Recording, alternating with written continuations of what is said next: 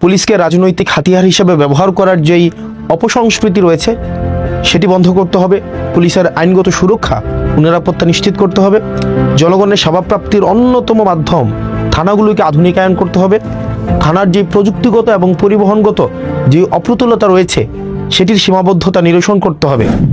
সংসদের প্রথম অধিবেশনে বলেছিলাম যে পুলিশকে ম্যানেজ করে চলার যে একটা সংস্কৃতি আছে সেটা থেকে মূলত হচ্ছে আমাদের দেশে পুলিশি যেই বিদ্যমান দুর্নীতিগুলো সৃষ্টি হয়। পরে যখন আরও বাস্তব চিত্র দেখলাম তখন আরও জানলাম যে এই ম্যানেজ করার প্রয়োজনটা মূলত হচ্ছে একটা প্রাতিষ্ঠানিক সমস্যার ফল। তো সেই জায়গা থেকে পরে আরও খোঁজ নিয়েছি এবং সবচেয়ে অ্যালার্মিং বিষয় কি জানেন, যখন খুন ও ডাকাতির মতো এই স্পর্শকাতর বিষয়গুলোর মামলা হয় এবং সেই মামলাগুলোর তদন্তের জন্য একটা তদন্ত কর্মকর্তার বরাদ্দ থাকে মাত্র ৬,০০০ টাকা। এবং আরও বিষয় হচ্ছে এই ৬,০০০ টাকা খরচ করার জন্য একাধিক কর্মকর্তাও বদলি হয়। তো দেখা যায় একাধিক কর্মকর্তা বদলি হচ্ছে, কিন্তু ওই ৬,০০০ টাকাই কিন্তু আসলে বরাদ্দটা থেকে যাচ্ছে। তো আরও উদ্বেগের একটা বিষয় আছে। আমরা জানি যে আমাদের দেশ থেকে প্রত্যেক বছর বিপুল পরিমাণ অর্থ বিদেশে পাচার করা হয়েছে এবং এখনও পর্যন্ত বিভিন্ন সময়ে এই ধরনের ঘটনাগুলো ঘটে থাকে। এই অর্থ পাচার সম্পর্কিত যেই মামলাগুলো রয়েছে সেগুলোর তদন্তের জন্য একজন কর্মকর্তাকে মাত্র ৩,০০০ টাকা হচ্ছে আপনার বরাদ্দ দেওয়া হয়। তাহলে এই ৩,০০০ টাকা বা ৬,০০০ টাকার মধ্য দিয়েই তদন্ত সংশ্লিষ্ট কার্যক্রমগুলোই হচ্ছে সম্পন্ন করতে হয় এই সরকারি যারা এএসআই আছে বা এসআই আছে বা তদন্ত কর্মকর্তা আছে তাদেরকে। সমস্যাটা বা বিপত্তিটা বাধে যেখানে সেটি হচ্ছে যে আপনি যখন দেখবেন একটা কর্মকর্তা যখন তদন্ত সংশ্লিষ্ট একটা জায়গায় সে কোনো একটা জায়গায় ৪-৫ বার যায় তখনই দেখা যায় এই অর্থ শেষ হয়ে যায়। তো এই বাকি অর্থটা একটা তদন্ত কর্মকর্তা কোন জায়গা থেকে এসে সংগ্রহ করে, এই সংগ্রহ যে জায়গা থেকে করে এটা নামই হচ্ছে ম্যানেজ করা। সে ম্যানেজ করে নেয়। সে কোন জায়গা থেকে ম্যানেজ করে নেয়? সে যে বাদী থেকে ম্যানেজ করতে হয়, অথবা যে বিবাদী থাকে তার থেকে ম্যানেজ করতে হয়, সাক্ষী থেকে ম্যানেজ করতে হয়, তাকে বিভিন্ন প্রক্রিয়ায় সেই বিষয়গুলো ম্যানেজ করতে হয়।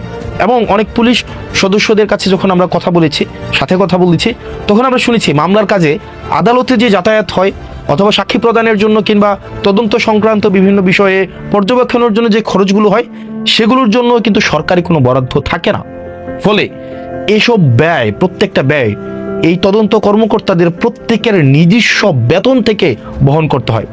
প্রশ্ন হলো, গুরুত্বপূর্ণ একটা প্রশ্ন, যে একজন সরকারি কর্মচারী কেন তার বেতন থেকে সরকারি কাজের জন্য সে রাষ্ট্রের দায়িত্ব পালন করার জন্য সে অর্থের দায় বহন করবেন?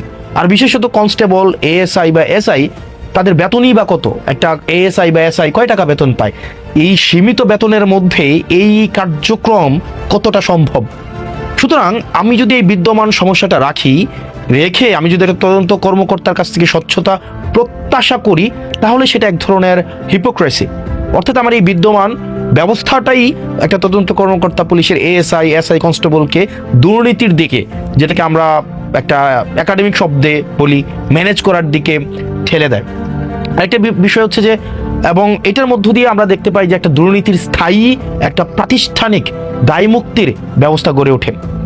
এবং আমরা অনেক পুলিশের সাথে যখন কথা বলেছি সেই আমরা অনেক পুলিশকে দেখেছি তাদের জায়গায় এক ধরনের আকুতি রয়েছে, এই ম্যানেজ করার কালচার থেকে তাদের বের হওয়ার এক ধরনের আগ্রহ রয়েছে। আরেকটা বিষয় দেখবেন আপনারা, একটা পুলিশের কিন্তু নির্দিষ্ট কর্মঘণ্টা নেই।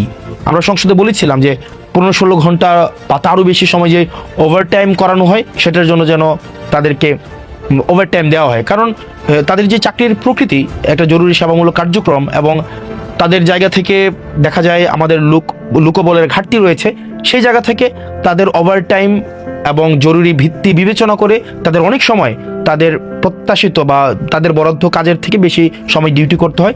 সেই বিবেচনায় আমরা ওভারটাইম দেওয়াটা সেটা ন্যায্য। স্বরাষ্ট্রমন্ত্রী কথা দিয়েছেন, আমরা প্রত্যাশা করি সেই আশ্বাসটিকে উনি বাস্তবায়ন করবেন।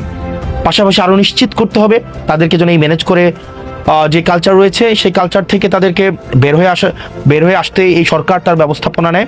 একই সাথে সরকারি অন্যান্য চাকরিজীবীদের মতো পুলিশের সদস্যদের কর্মপরিবেশ এবং সপ্তাহে যে ছুটি রয়েছে এই ছুটির ক্ষেত্রটি বিবেচনা করা যায় কিনা, কারণ তাদের মনস্তাত্ত্বিক সমৃদ্ধি, তাদের মানসিক প্রশান্তি বা মানসিক কার্যপ্রণালী হচ্ছে পর্যবেক্ষণ করার জন্য ছুটির বিষয়টি বিবেচনা করা যায় কিনা রোস্টিং পদ্ধতির মধ্য দিয়ে, সেটিও সরকারকে বিবেচনা করতে হবে। একই সাথে আপনারা দেখবেন একটা পুলিশ কর্মকর্তা কর্মচারীকে যেভাবে যে প্রক্রিয়ায় লেগুনাতে করে এনে খাওয়া দেওয়া হয় রাস্তার মধ্যে, আপনারা দেখবেন সেটি অমানবিক। এইভাবে আসলে আমরা চাই পুলিশের জীবনমান, তাদের যেই থাকার জায়গাটি রয়েছে, একই সাথে সাথে তাদের খাদ্যাভ্যাস, তাদের খাদ্য সরবরাহ করার যে প্রক্রিয়াটি, সেটি যেন মানসম্মত, স্বাস্থ্যকর এবং সম্মানজনক হয়, সেই বিষয়টি যেন নিশ্চিত করা হয়। এবং যে বিষয়টি গুরুত্বপূর্ণ, যে জনগণের একটা বড় অংশ এখনো পর্যন্ত বিপদে পড়লে পুলিশের কাছে যেতে দ্বিধাবোধ করে, এই অবিশ্বাসটা দূর করা জরুরি।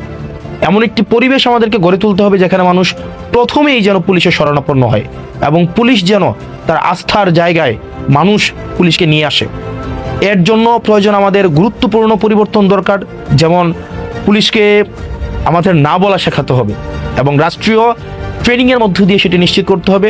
আইন বহির্ভূত বা অন্যায়ভাবে কোনো নির্দেশ এলে তা প্রত্যাখ্যান করার মানসিকতা এবং সাহস পুলিশের থাকতে হবে। আপনারা জানবেন যে অনেক ক্ষেত্রেই দেখা যায় প্রভাবশালী ব্যক্তি বা মহল পুলিশের উপরে চাপ সৃষ্টি করে অনেক সময় বেআইনি এবং নীতিবিরুদ্ধ কাজ করতে পুলিশকে বাধ্য করে। সেই জায়গা থেকে আমরা চাই পুলিশ বের হয়ে আসুক, পুলিশ না বলা শিখুক। এমনকি এই জায়গাতে আমরা জনপ্রতিনিধি যারা আছি, আমরা এই সংস্কৃতির বাইরে নয়, আমরা জেনে না জেনে, চেতন বা অবচেতন মনে আমরা এই সংস্কৃতির অংশ হয়ে যাই। সেজন্য পুলিশকে আমরা চাই অন্যায্য, আমরা চাই না কোনো যেই জিনিসটা লফুল না, এই ধরনের কোনো অর্ডার যেন তারা বাস্তবায়ন না করে। সেই জায়গায় পুলিশের না বলার এই সাহস এবং পেশাগত সততা পুলিশের থাকা উচিত। পুলিশকে অবশ্যই আমরা একই সাথে সাথে এটাও বিশ্বাস করি যে পুলিশের অবশ্যই সরকারের ঊর্ধ্বতন কর্তৃপক্ষের আইনসম্মত নির্দেশ পালন করতে হবে। এটাই হচ্ছে শৃঙ্খলার ভিত্তি। তবে বেআইনি নির্দেশ মানার কোনো ধরনের বাধ্যবাধকতা থাকতে পারে না। কারো বিরুদ্ধে সুনির্দিষ্ট অভিযোগ বা গ্রেফতারি পরোয়ানা থাকলে আইনানুগ ব্যবস্থা নেওয়া হবে, এটাই স্বাভাবিক। কিন্তু আইনের বাইরে গিয়ে কাউকে বাসা থেকে তুলে নিয়ে আসা হবে, গ্রেফতার করা হবে, গুম করে ফেলা হবে, সেটি কখনোই গ্রহণযোগ্য হতে পারে না। এই অবস্থান যদি আমরা পরিবর্তন করতে চাই, তাহলে পুলিশের সদস্যদের, প্রত্যেকটা সদস্যদের আইনি সুরক্ষা নিশ্চিত করতে হবে এবং সেটির জন্য আমাদের ঐক্যমত্য প্রয়োজন আছে। এই অবস্থান অবশ্যই পুলিশ যাতে বেআইনি আদেশ প্রত্যাখ্যান করার ফলে কোনো ধরনের আইনি জটিলতার মধ্যে না পড়তে হয়, কোনো ধরনের হয়রানির শিকার যেন কোনো পুলিশ সদস্যকে না হতে হয়, সেই বিষয়টি ওই সরকারকে নিশ্চিত করতে হবে। একই সাথে সাথে এটিও নিশ্চিত করতে হবে মেধা ও যোগ্যতার ভিত্তিতেই পুলিশের পদায়ন ও পদোন্নতি যেন নিশ্চিত হয়, সেটিও সরকার যেন নিশ্চিত করে। পুলিশের পেশাগত স্বাধীনতা ও আইনি সুরক্ষা নিশ্চিত করা এটা আমাদের সবার অঙ্গীকার। আমরা চাই পুলিশ স্বাধীন এবং সুরক্ষিতভাবে তার পেশাদারি ভূমিকা পালন করুক। আমি একজন জনপ্রতিনিধি হিসেবে আমি যখন মাঠ পর্যায়ে কাজ করতে যাই, আমরা দেখি রাষ্ট্রের পলিসি বাস্তবায়ন করার ক্ষেত্রে পুলিশের ভূমিকা ফিল্ড লেভেলে অনস্বীকার্য। তো সেই জায়গা থেকে এই যে আমরা পুলিশ সংস্কার কমিশনের কথা বলছি, এটি শুধুমাত্র পুলিশের শুধু নিরাপত্তা দেওয়ার জন্য নয়, এটি শুধুমাত্র পুলিশের অধিকার যথাযথ বাস্তবায়ন করার জন্য। পুলিশ যদি জনগণের হতে চায়, আমরা চাই না পুলিশ কোনো দলের হোক, পুলিশ কোনো সরকার দল, বিরোধী দল, পুলিশ কোনো এই ধরনের দলদাস হিসাবে পুলিশ তার কার্যক্রম পরিচালনা করুক, সেটা আমরা কখনোই চাই না। আমরা চাই পুলিশ জনগণের হয়ে উঠুক। সেই জায়গা থেকে আমরা কিছুদিন আগে একজন পুলিশ কর্মকর্তার যে ধরনের বক্তব্য আমরা শুনেছি, সেটি পুলিশের, আমি বিশ্বাস করি বা আমরা যখন পুলিশের সাথে কথা বলি, অধিকাংশ পুলিশের মনস্তত্ত্ব বা পেশাগত যেই দায়িত্ববোধ, সেই পুলিশ কর্মকর্তার অবশ্যই বক্তব্যের সাথে সাযুজ্যপূর্ণ না। তো সেই জায়গা থেকে আমরা চাই পুলিশকে আধুনিক, যুগোপযোগী এবং জনগণের পুলিশে যদি আমরা রূপান্তর করতে চাই, তাহলে পুলিশের যে সেবাগুলো রয়েছে সেগুলোকে নিশ্চিত করতে হবে, কাঠামোগত পরিবর্তন করতে হবে, তাদের আইনি সুরক্ষা নিশ্চিত করতে হবে এবং দিন শেষে তাদেরকে না বলা শেখাতে হবে।